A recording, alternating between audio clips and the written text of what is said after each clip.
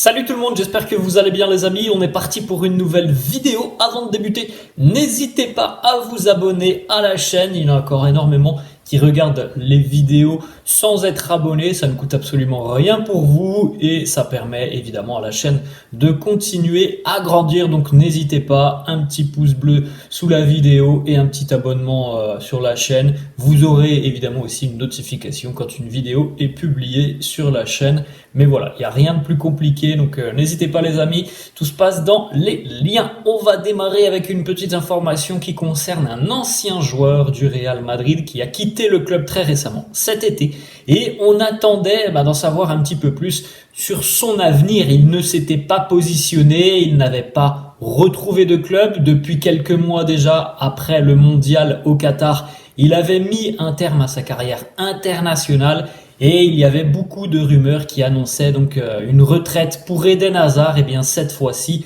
c'est officiel, Eden Hazard ne reprendra pas. Il met un terme à sa carrière de footballeur à l'âge de 32 ans.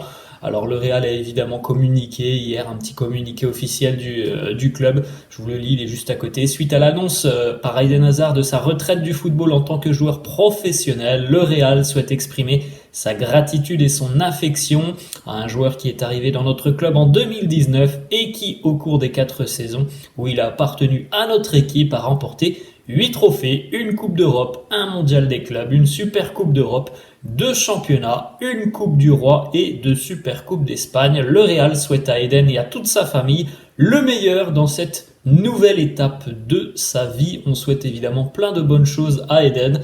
Ça nous fait quand même un petit pincement au cœur. On aurait aimé le retrouver encore un petit peu sur les terrains. Bon, après, on a vu pas mal de déclarations passer tout au long de l'été. On a bien compris que le football n'était plus sa priorité et c'est légitime quand tu as passé, je pense, à peu près 20 ans de ta vie à être très professionnel au final et à être très impliqué dans le football. Mais on peut comprendre que il a d'autres priorités, il a envie de profiter de sa famille. Moi, je retiens surtout le Eden Hazard qui m'a fait rêver, et je pense qu'il nous a tous fait rêver. Celui de Lille et de Chelsea. Je mets le passage du côté du Real entre parenthèses. Pour moi, Eden Hazard reste un très très très grand joueur. Et c'est malheureux ce qui s'est passé du côté du Real, mais en aucun moment ça n'occulte le joueur qu'il a été par le passé à Chelsea. C'était l'un des meilleurs au monde, il n'y a pas de débat là-dessus. On lui souhaite évidemment plein de bonnes choses donc dans sa nouvelle vie. On continue les amis avec les unes des quotidiens madrilènes. On démarre avec celle de AS. Une consacrée à Kepa Arrizabalaga qui nous dit mais la pression de jugar en el Madrid. Oui, il y a beaucoup de pression à jouer du côté du Real. Il a annoncé aussi Kepa que il est prêté à l'heure actuelle, mais lui souhaitait évidemment continuer avec le Real à l'issue de la saison, si c'est possible.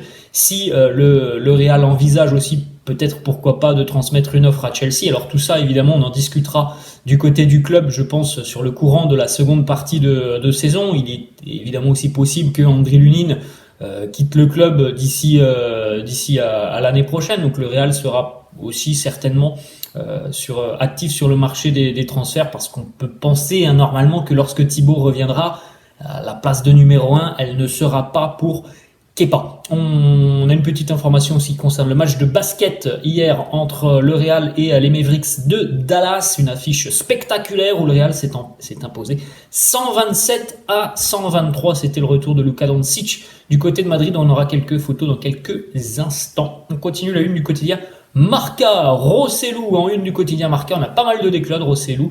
La une qui symbolise donc Rossellou avec la sélection espagnole, cette petite déclat. Esto me pasa por no rendirme. Je suis quelqu'un qui n'abandonne jamais. On a donc les déclarations de Rossellou. Lui aussi a l'ambition de continuer avec le Real, puisque pour le moment il est prêté avec option d'achat. Il nous dit: oui, je suis en prêt. Est-ce que j'aimerais rester? Bien sûr. Je suis dans le club de ma vie. Mon objectif est de faire une bonne saison pour pouvoir rester ici. Combien de buts envisage-t-il de marquer cette saison? Il nous dit: l'année dernière, j'en ai marqué 17. Je veux égaler ou améliorer les statistiques. Cette saison, il est plutôt pas mal parti avec ses 5 réalisations en Liga, Rossellou. Une petite déclat de Rossellou sur Bellingham, l'adaptation du jeune anglais. Il nous dit Bellingham, c'est quelqu'un de très humble. Il essaye de parler avec tout le monde au sein du groupe. Je communique beaucoup avec lui parce que on parle anglais tous les deux, mais lui aussi il fait beaucoup d'efforts pour parler l'espagnol. Il se sociabilise énormément. C'est quelqu'un qui travaille beaucoup, vraiment beaucoup. Il a 20 ans, mais on dirait qu'il en a 30. Il a une incroyable maturité pour ses 20 ans. Petite information qui concerne l'entraînement de la veille, et c'est plutôt une bonne nouvelle. C'était donc la reprise de l'entraînement pour les joueurs qui ne sont pas avec leur sélection nationale.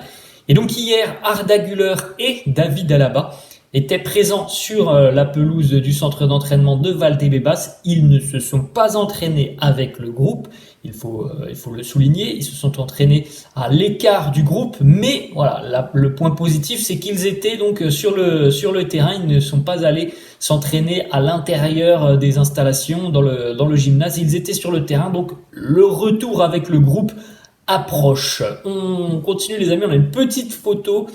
Vous allez d'ailleurs me dire et me laisser en commentaire si vous voyez une ressemblance avec une légende du Real Madrid. Alors vous voyez juste à côté de moi, évidemment vous l'avez reconnu, Fran Garcia avec la sélection espagnole, et je trouve que sur cette photo il y a quand même une ressemblance assez frappante avec une légende du Real.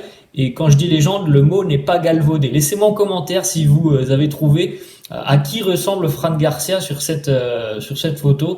Vraiment, c'est une légende pour le coup du club. On continue les amis avec quelques petites informations donc sur ce match hier entre le Real et les Mavericks de Dallas. On avait pas mal de joueurs de l'équipe qui étaient présentes à cette rencontre. On avait par exemple Toni Kroos, on a vu aussi David Alaba, Brahim Diaz, on a vu Thibaut Courtois aussi qui était présent. Donc voilà une petite photo de Toni Kroos avec Luka Doncic. Toni Kroos qui a même demandé à Luka de signer les chaussures de son fiston, parce que le fiston avait acheté les Jordan édition spéciale de Luka Doncic. Donc il a les chaussures édition spéciale Luka Doncic signées par le joueur lui-même. C'est quand même assez fou. Petite déclaration de Luka Doncic, parce qu'il y a eu un scénario un petit peu fou dans ce match où le Real a été mené et est revenu sur la fin. On peut le dire grossièrement, une remontada hier sur ce match de basket. Luka Doncic, ancien joueur du Real, qui nous dit le comeback du Real aujourd'hui, j'étais très heureux pour leur comeback. C'est quelque chose de spécial au Real. Tu ne peux jamais enterrer le Real et dire qu'ils sont morts. On l'a encore vu aujourd'hui. Photo aussi très sympa. Luka Doncic, il y a quelques années maintenant, lorsqu'il était au Real, avant de partir rejoindre la NBA, petite photo, petite poignée de main avec Florentino Pérez. Et là, hier, c'était la même chose quelques années après, où Luka Doncic est maintenant considéré comme l'un des meilleurs joueurs au monde et l'un des meilleurs en NBA. Ensuite, on continue les amis, on a 2-3 petites informations. Premièrement, on a une petite déclaration de Thibaut Courtois, qui était d'ailleurs hier au match de basket. Et Thibaut a parlé un petit peu de son état, de l'évolution de sa blessure. Il nous dit: la reprise se passe très bien.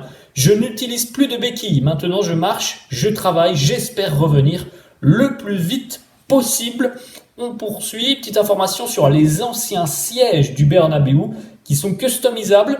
Eh bien, dès aujourd'hui, ils sont disponibles à la vente pour les abonnés madridistas, puisque vous l'avez vu, le Bernabéu se refait une beauté et les sièges notamment ont été changés depuis quelques semaines, voire quelques mois maintenant. Les anciens sièges, ou en tout cas certains, sont disponibles à la vente. On va terminer les amis avec une petite information. C'était la semaine dernière, mais l'info est tombée hier. Les joueurs du Real ont reçu donc une voiture chacun de la marque BM, puisque le Real a changé de partenaire depuis à peu près un an. Avant c'était Audi, cette fois-ci c'est BM. Donc tous les joueurs du Real ont reçu un véhicule. Ils avaient le choix entre 4 ou 5 véhicules de la marque BMW. Vous avez quelques images juste à côté de moi. Voilà les amis, la fin de cette vidéo. J'espère que ça vous a plu. N'hésitez pas comme d'habitude à lâcher un petit pouce bleu. N'hésitez pas non plus à vous abonner à la chaîne. Je vous laisse et je vous dis à la prochaine. Ciao.